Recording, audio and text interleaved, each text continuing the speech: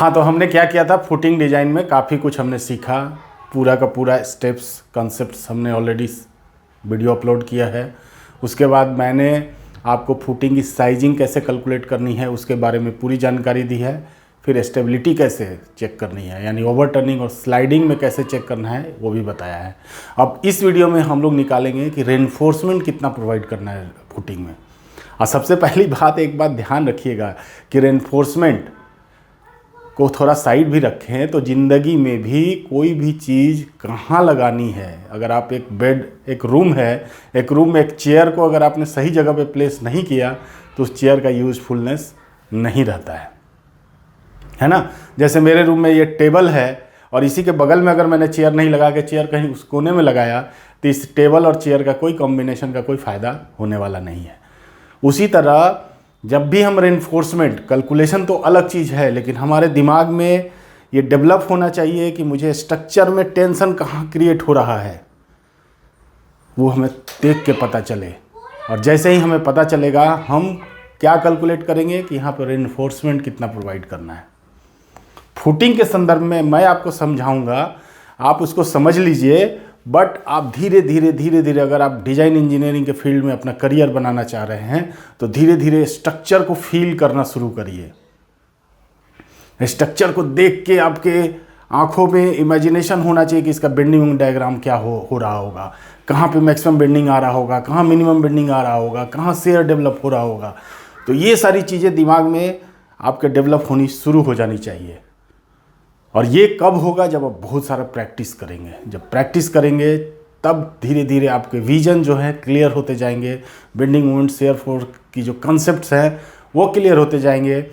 कभी भी कोई फार्मूला रटने की कोशिश मत करिए। फार्मूला अगर आप एग्ज़ाम देने जा रहे हैं तो रट लीजिए, अदरवाइज अगर आप प्रैक्टिस में हैं तो फार्मूले की ज़रूरत नहीं है। कोड आपके पास है, हर चीज़ आपके पास है, सब कुछ देख के समझ के आपको करना है एक इकोनॉमिकल और सेफ डिज़ाइन। तो अब आइए हम इस फुटिंग को समझते हैं।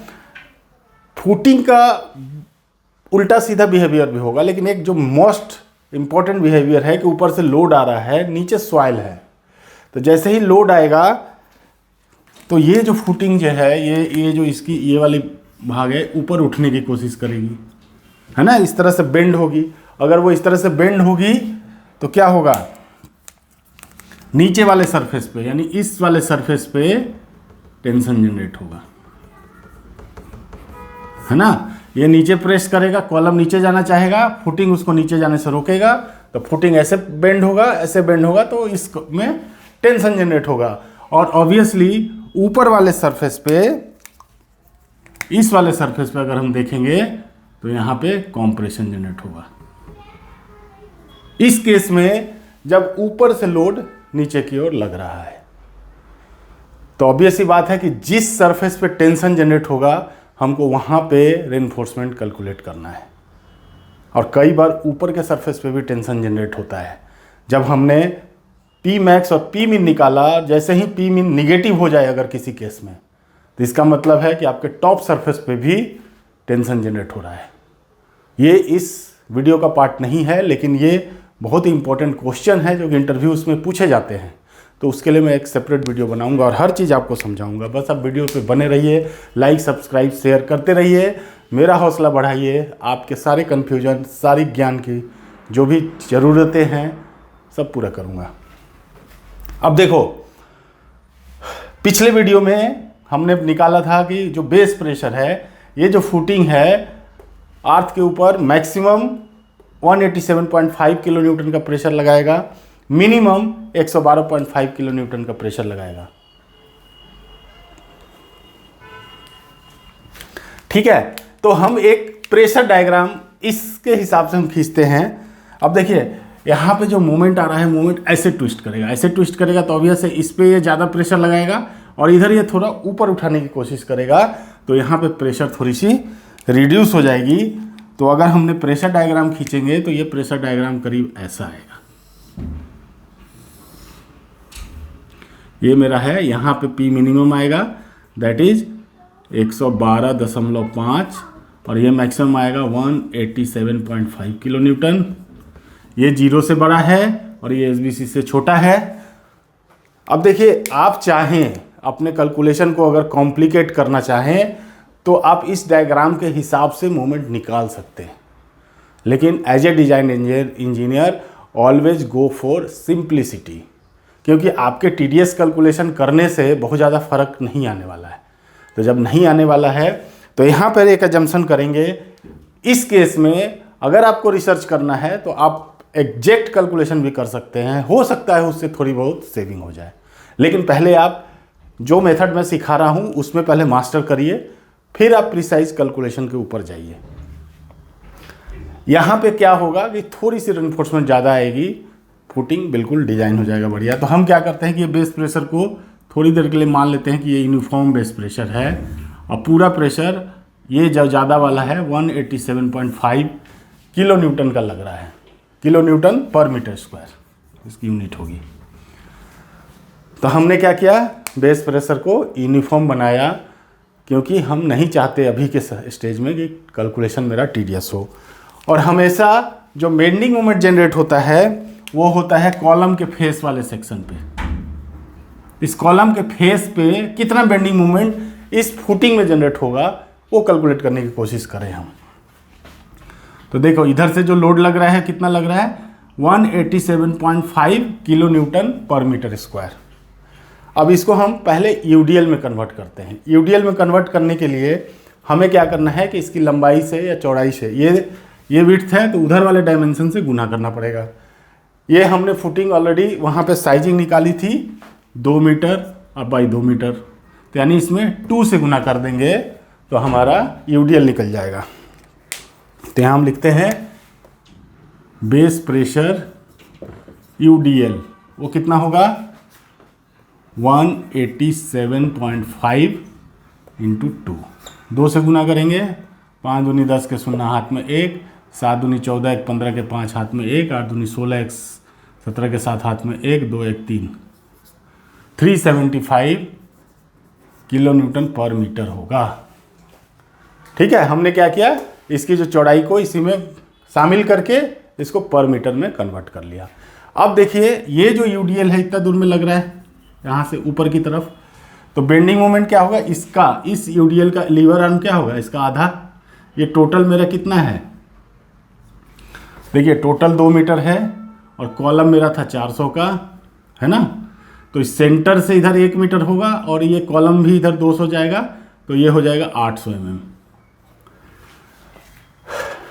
तो हम यहाँ से यहाँ तक की दूरी हो गई 800 mm।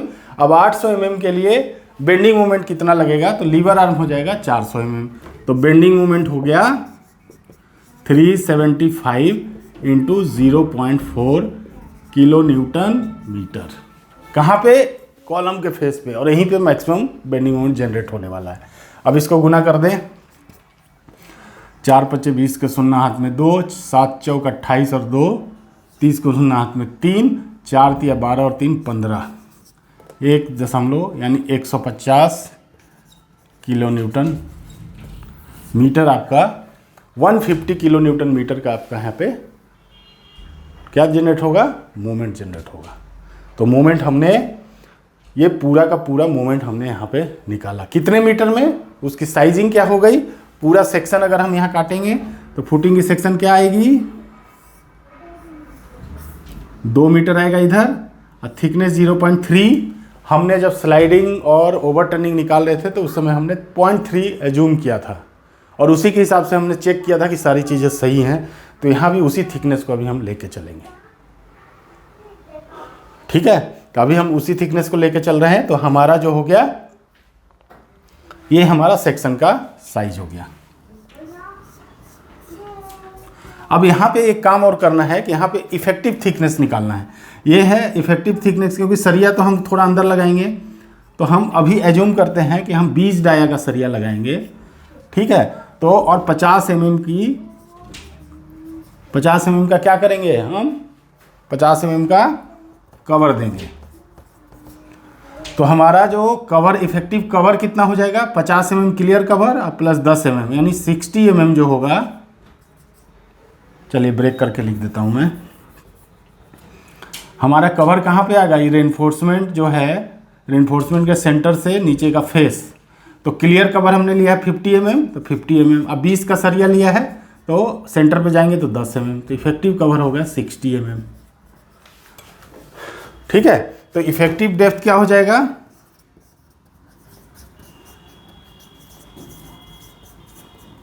इफेक्टिव डेप्थ या इफेक्टिव थिकनेस हो जाएगा 0.3 माइनस 0.060।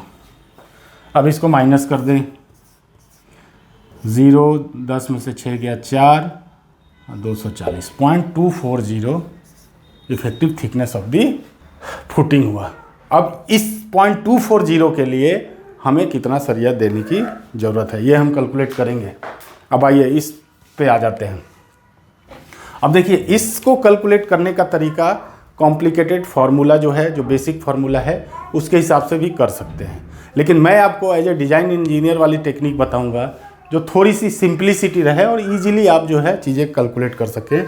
तो हम इसमें यूज करेंगे SP16 का, SP16 1978 जो कोड है उस कोड का इस्तेमाल करेंगे। और उस कोड में क्या है, बहुत सारे प्री डिजाइंड और मोमेंट के हिसाब से, थिकनेस के हिसाब से उसमें चार्ट्स बने हुए हैं और उस चार्ट से आप इजीली परसेंटेज ऑफ रेनफोर्समेंट वहाँ से निकाल सकते हैं। तो यहाँ पे सबसे पहले उस चार्ट का इस्तेमाल करने के लिए हमें निकालना होगा MU/BD²। MU का मतलब होता है फैक्टर मोमेंट। तो ये तो हमारा एक्चुअल मोमेंट आया, कितना आया 150 किलो न्यूटन मीटर।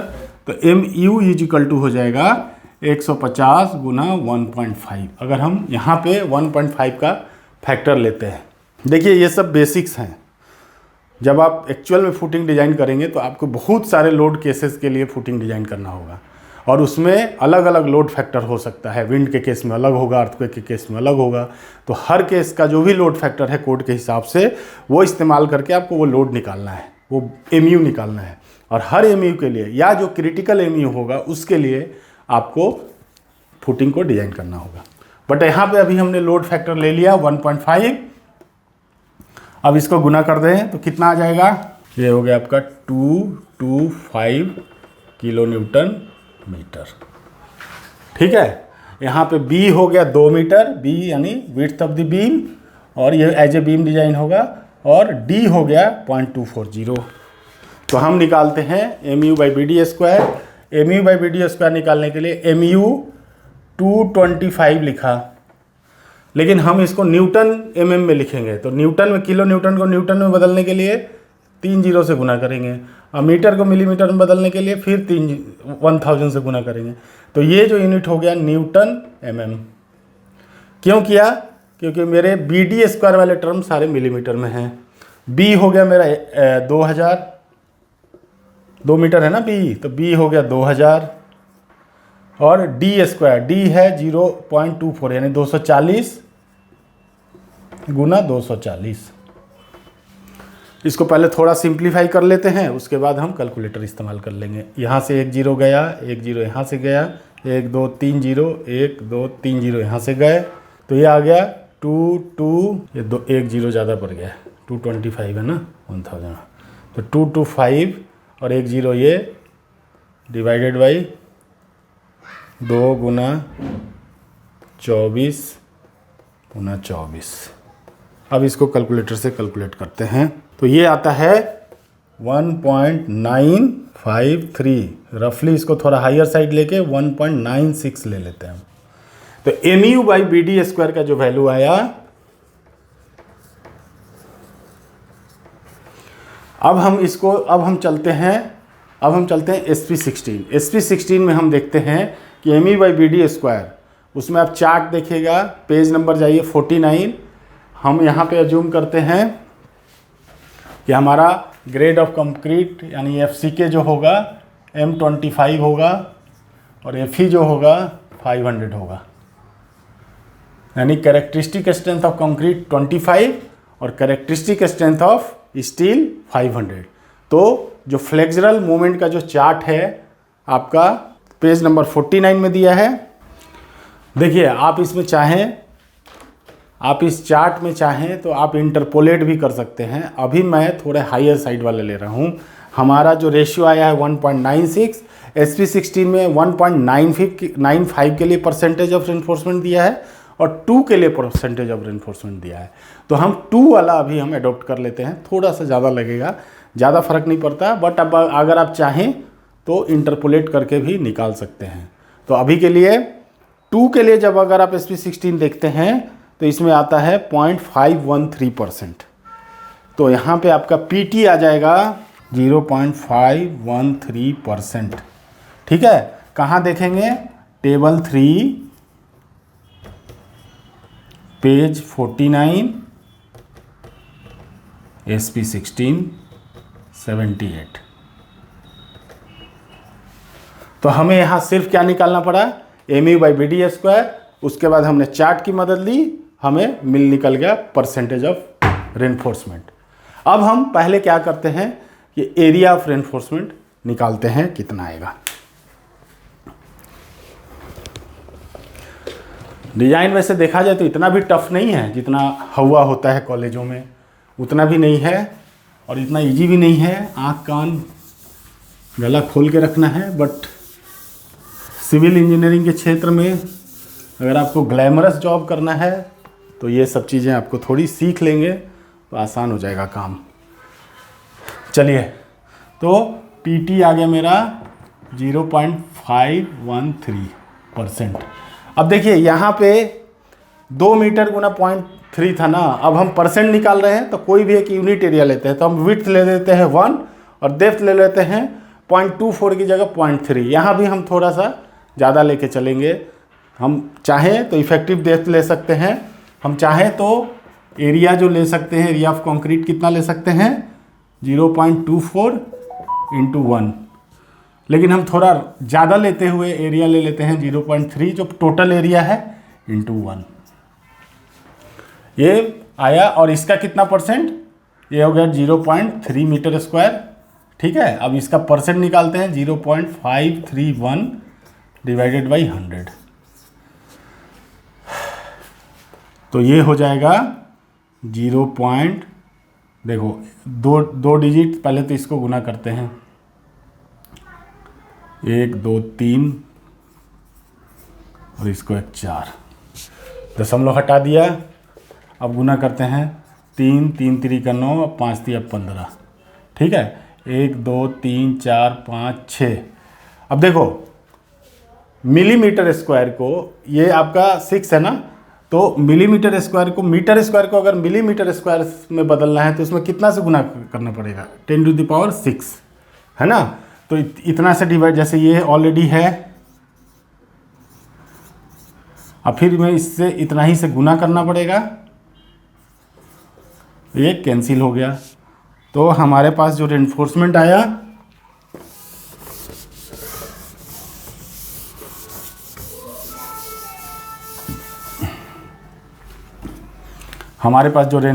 आ गया वो आ गया 1593 मिलीमीटर स्क्वायर। अगर हम इसमें भी SP16 का यूज करना चाहते हैं तो इसको सेंटीमीटर स्क्वायर में बदल लें, तो सेंटीमीटर स्क्वायर हो जाएगा 15.93 सेंटीमीटर स्क्वायर। अब हम कितना का बार डालेंगे? हमें डालना है 20 का बार। हमने क्योंकि ऊपर 20 का एज्यूम किया है तो 5 = 20। तो स्पेसिंग कितना होगा ये इसके लिए आप कैलकुलेशन कर सकते हैं, बट आप SP16 से बहुत इजीली निकाल पाएंगे। तो SP16 में एक टेबल है, टेबल नंबर 95।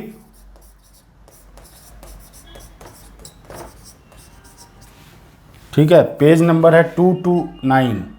हमें चाहिए 15.93, तो हम प्रोवाइड कर देते हैं 16.53 और ये स्पेसिंग आएगा 190 mm C2C। तो अब हमने फुटिंग में रेनफोर्समेंट निकाल लिया। रेनफोर्समेंट कितना आया? 20 डाया @ 190 C2C। ठीक है, तो 190 mm पे हमें इसमें अगर 20 का बार यूज करेंगे तो 190 mm पे हमें इस्तेमाल करना पड़ेगा। तो ये हो गया आपका रेनफोर्समेंट।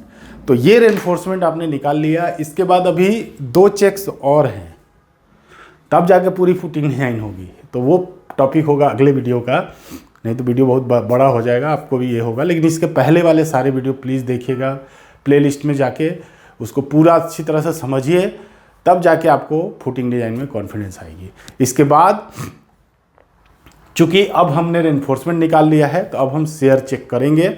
हम पंचिंग शेयर चेक निकालेंगे और 1 वेयर से चेक करेंगे, और हम देखेंगे कि हमारे फुटिंग शेयर में पास है या फेल है। अगर फेल है तो उसको कैसे पास कराएंगे, और अगर पास है तो फिर कैसे पास है, क्या उसकी लिमिट्स हैं, कोड के हिसाब से हम लोग नेक्स्ट वीडियो में इस पर डिस्कशन करेंगे। तो मेरे साथ बने रहिए, सारी चीज़ें समझाऊंगा, धीरे धीरे सब कुछ सबको मास्टर बनाऊंगा। तो मिलते हैं अगले वीडियो में, तब तक के लिए बाय बाय।